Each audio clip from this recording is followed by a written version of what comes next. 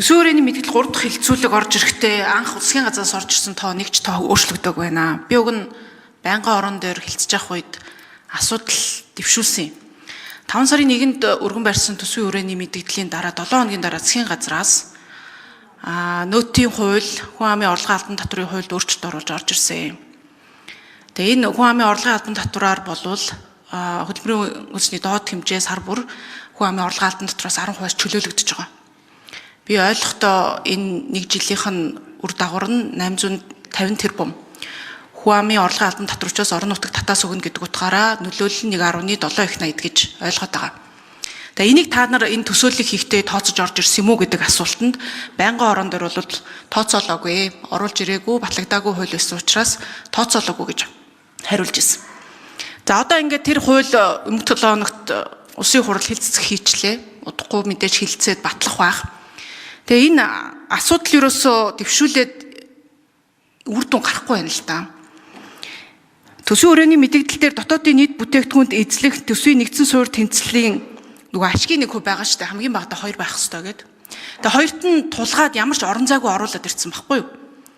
Тэгэхээр чи 1.7 их 80-ийн зөвхөн хүн амын орлогын албан татвар дээр шүү. Ийм нөлөөлөл гарах гэж байхад засгийн газраас өөрөөс нь оруулж ирсэн бодлого шүү дээ. Энэ дээр орлого зарлага дээр ямар ч өөрчлөлт гарсангүй. Анх оруулж ирсэн тоонд нь байхгүй гэж байгаа. Яагаад тэр орон зайг та нар одоо бодож 2 дахь 3 дахь хилцүүлэг дээр хийхгүй байгаа? Төсвийн байнгын хороо бол эдийн засгийн байнгын хорооны дарганараас асуумаар байна. Бид нар өргөдлийн байнгын хороон дээр нас хилцээд өгсөн санал дээр энэ санал зөвлөлтийг өгсөн. Энийг хилцсэн юм уу? Энэ худлаа холбоод байна шүү дээ. Бид нар одоо гурилын нүдийг юуны нүдийг гурилаар хуурна гэдэгчлэн ямар ч хэрэгжихгүй төсвийн төсөөлөл ингээд батлах гээд шүү дээ. Хэрэгжихгүй баталж яад хайрын цаг. Бодит байдлаа эдгээр чи яриад энийг бодлогын хүрээнд энэ төсөв мөнгөнийхөө орлого зарлагыг суур зарлага өөрчилж болдгоо юм уу? Энэ зарлагуудаас хасъя гэдэг энэ тоогоо өөрчилж болдгоо юм уу? Хэрэгжихгүй юм оруулж ирээд бид нар батлах гээд ингээд хилцээд байх ямар хэрэг байгаа юм? Тэгээ энийг чин тэр мэргэжлийн байнгын хороо, төсвийн байнгын хороо, эдийн засгийн байнгын хороо нь яагаад энийг хилцдэггүй юм?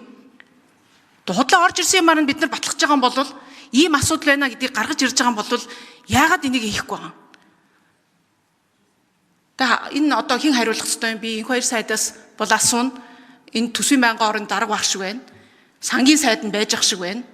Засгийн газар нь орж ирсэн бодлого нь ингээ явж хахад төсвийн хүрээн дээр ямар ч одоо ингээд биелэх боломжгүй хуулиа угаасаа зөрчих нь 2% гүйцэж чадахгүй шүү дээ. Яг энэ тоогоор бол энийг өөрчлөхгүй зарлагаа тэгвэл суур зарлагаа багасахгүй орж ирж байгаа бол хэрэгжихгүй. Хэдхэн сарын дараа энэ хууль батлагдаа 2027 онд энэ хэрэгжихгүй хуулиа зөрчсөн л юм болно. Ийм хоёрын хооронд юм хийх ямар хэрэг байгаа. Тэгээ энэ дээр хариулт авъя. Яагаад энэ асуудлыг юусоо хилцээгүй юм? За, татварын багц суулын 2027 оны нөлөөлөл нь 300 орчим тэрбум төгрөгийн их усур шаардна. Тэгэхээр төсвийн хүрээний мэдээлэлээр энэ орон зайг бид нар гаргаад өгсөн. Та анхааралтай харуул. Төсвийн хүрээгээр 2027 онд дотоод бүтээгдэхүүн 3% тэнцэх хэмжээний орон зай гаргаад өгсөн. 27 онд дотоод бүтээгдэхүүн хэмжээ 30% гэж тооцсон. Сүүлийн 5 жилдийн чинь 33% тэнцүү яваад ирснийг бид 30 болгож бууруулна. Тэгэхээр энэ 300 тэрбум төгрөгийн татварын багц суулаар гарч байгаа энэ орон зай байгаа. Хоёрдугаарт энэ батлагдаагүй хуулийн дээр бид нар юу гаргаж болохгүй шүү дээ. Тооцоо нөгөө хууль оруулж болохгүй. Их хурлд хилцэгтэй явж байгаа. Тэгэхээр тэр хуулиар батлагдана гэж тавьж болохгүй. Одоо байгаа хуулийн мөрдөж байгаа хуулийнхаа хүрээнд бид нар тооцоогоо оруулна шүү дээ. Одоо дараа нь энэ хууль хилцээд батлах асуудал дээр энэ төсвийн хүрээ болон төсөв дээр ирэх ачааллын асуудлаар мэдээж гишүүд байр суурь илэрхийл санал хураагдах байна. Тэгэхээр бид нар бол энийг бол энэ хууль хилцэж байгаа хууль батлагдана гэж одоо юу гэж болохгүй. Тооцоонд одоо их усур гаргаж болохгүй. За. Ажлын хэсэг хариулах юм байвал нэмж хариулаарай.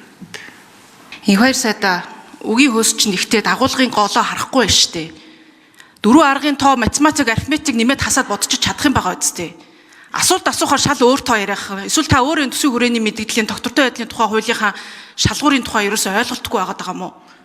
Та нар энэ хуулийг оруулж ирэхдээ гадаад зээлгийн тэр нөгөө 3 төслийг гаргана гэдэг юмаа батлагдаагүй байхад тэрийг тооцоолол оруулаад ирсэн байсан шин. Тэгээ одоо яхаар адилхан засгийн газраас оруулж ирсэн татварын багц хууль засгийн газрын бодлогыг чинь ярихаар тэрийг оруулчихгүй гэдэг юм яриад байгаа. Юу худлаа яриад байгаа гэдэг. Худлаа ярьж байгаа юм бол хоёулаа факттай үзье. Би бодит байдлыг чи хэлж байна. Та нар батлагдаагүй тэр гадаа зээлгийн үеийг тооцож орж ирсэн шүү. Одоо болохоор тэгээд хүн амын орлогын албан татвараа багасгая гэж байна. Улсын хурал тэрийг чинь дэмжиж байгаа. Тэгээ энийгээ тооцоолыг хийгээд энэ хязгаарчин болохгүй зөрчгöd байна гэхээр шал өөр юм яриад ах юм гэж юу ээдий? Би тань түрүүнийг тайлбарлаж л байсан. Тэнцвэржүүлсэн тэнцэл буюу дотоод 1.5% алдагдал буюу 1.7 их найд байгаа. Энэ маань өөрөө гадаа зээлийн ашиглах орон зай. Энэ хуультай хуульгүй бидэнд байгаа санхүүгийн хязгаар нь 1.7 их найд. Одоо барьж байгаа хуульчин энэ орон зайг л нэмъя л гэж шүү дээ. Хоёр том төслөө гаргачихвал бусад одоо батлагдсан зээлийн хилцээрүүд чинь энэ орон зайд нэмэгдэнэ гэдэг л агуулга байхгүй да. Тэрнээс энэ тэнцвэржүүлсэн тэнцэлтэй холбоотой энэ тооцоогүй оруулаагүй гэж юм болчмгүй юм ярьж болохгүй шүү дээ. Нийгэм харж байгаа шүү дээ. Бид бол энэ төсвийн хүрээ мэдгэл бол яг макро эдийн засгийн гол суурь тонуудаар гаргаж байгаа.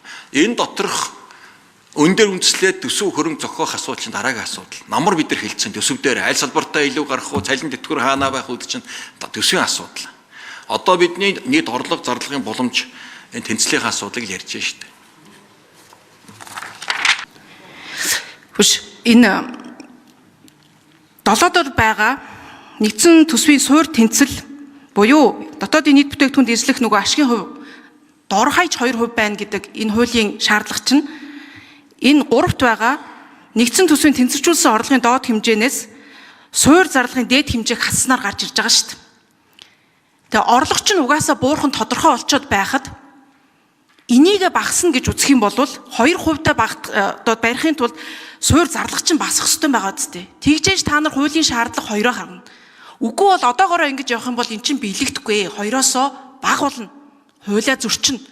Энийг чинь яриад байна шүү дээ.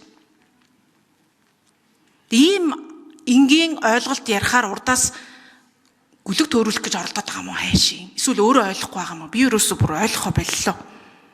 Энэ эрсдлийг чи ерөөсөө эрсдлийн зай байхгүй 2%-аар оролцсон байхгүй юу? Энийг өөрчлөөч. Би таныг сайн маш сайн ойлгож байна. Хэрвээ орлого та буурн эрсдэл үүснэ энэ 2%-ийн аз тоог яриад байна шүү дээ. Хэрвээ орлого буурвал төсөв дагаад зардлаа дагуулад бууруулаад явна. Орлогоос давсан зардал гаргаж чадахгүй шүү дээ. Гарах зардлын дэд хэмжээ тэр 1.5-гээ заацсан. Айгүй хатуу хязгаарууд босгоо тавьсан байхгүй. Алдагдал 1.5 байна. Энэс лөө гарахгүй. Тийм болохоор яах вэ гэвэл орлого буурвал тэр хэмжээнд зардал буурна. Буюу татаад эхлэн гэсэн үг. Тэгэхээр тэр энэ өргөн барьсан хуультай холбоотой нэг 300-аад тэрбумын орон зай гаргах асуудлыг энийг бол энд нь шигтгээд тооцоод гаргасан баг. 8 их найда.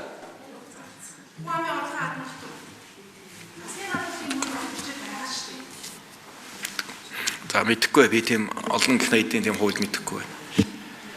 За